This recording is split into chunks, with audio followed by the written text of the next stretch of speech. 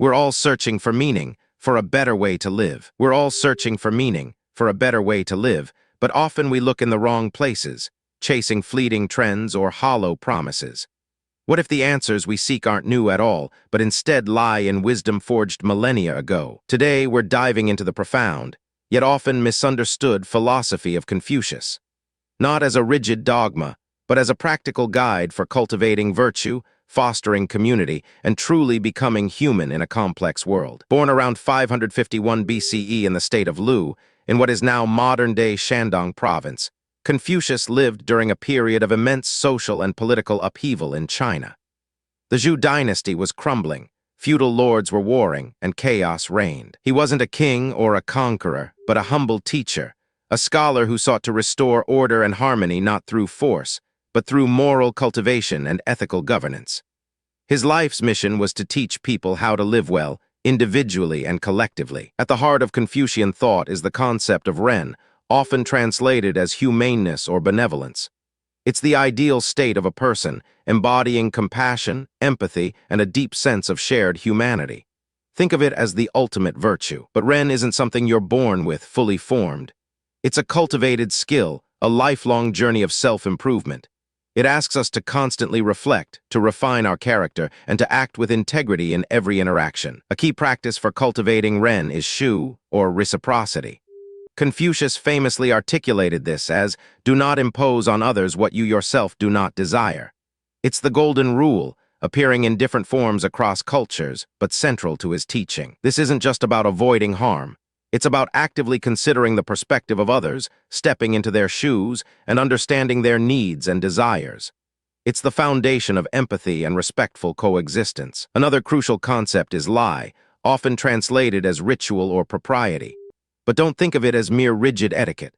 Lie, for Confucius, encompassed all social norms, customs, and ceremonies that guide human interactions. Lie provides a framework, a shared language for navigating society.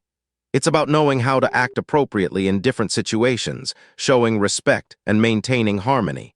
It smooths the rough edges of human interaction. Consider the simple act of greeting someone. A handshake, a nod, a bow, these aren't arbitrary.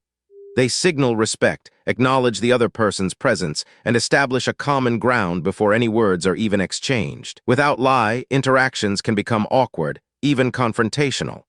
It's the grease in the gears of society, allowing people to function together smoothly, even when they hold differing opinions. Confucius believed that personal cultivation, or self-mastery, was the starting point for everything. You couldn't expect to govern a state or lead a family if you hadn't first learned to govern yourself. This journey of self-mastery, for Confucius, was deeply rooted in education and the study of ancient texts. He believed in the power of learning to transform individuals, to awaken their inherent goodness. He famously said, "By nature, men are nearly alike. By practice, they get to be wide apart."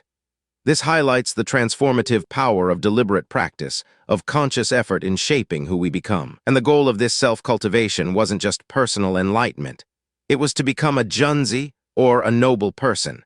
Not noble by birth, but noble by character, by virtue, by their contribution to the community. The junzi is a moral exemplar, someone who leads by example, inspiring others through their integrity, their compassion, and their commitment to the common good. They are the bedrock of a harmonious society. This emphasis on community is critical. Confucianism isn't an individualistic philosophy. It sees us as interconnected beings, our well-being inextricably linked to the well-being of our family, our community, and ultimately, the world. The family unit in particular was seen as the fundamental building block of society. Filial piety, respect, and care for one's parents and elders was paramount, a training ground for broader social virtues. From the family, these virtues extend outward, to friends, to neighbors, to strangers. A well-ordered family naturally leads to a well-ordered community and eventually a well-ordered state. In our modern world, where individualism is often glorified and social bonds sometimes fray, Confucius's emphasis on community, on mutual responsibility, feels more relevant than ever. His wisdom isn't about rigid rules, but about cultivating a moral compass, an inner sense of what is right and good. It's about becoming more fully human, not just for ourselves, but for the benefit of all. So how can we apply this ancient wisdom today? It starts with mindful self-reflection, with asking ourselves, am I embodying Ren? Am I practicing shu? Am I upholding lie in my interactions? It's about recognizing that our personal growth isn't separate from the health of our communities. They are two sides of the same coin, constantly influencing and shaping each other. Confucius reminds us that the art of becoming human is an ongoing process, a dance between personal virtue and collective harmony. A journey worth embarking on every single day. Next time, we'll explore the practical wisdom of Stoic philosophy for managing modern anxieties.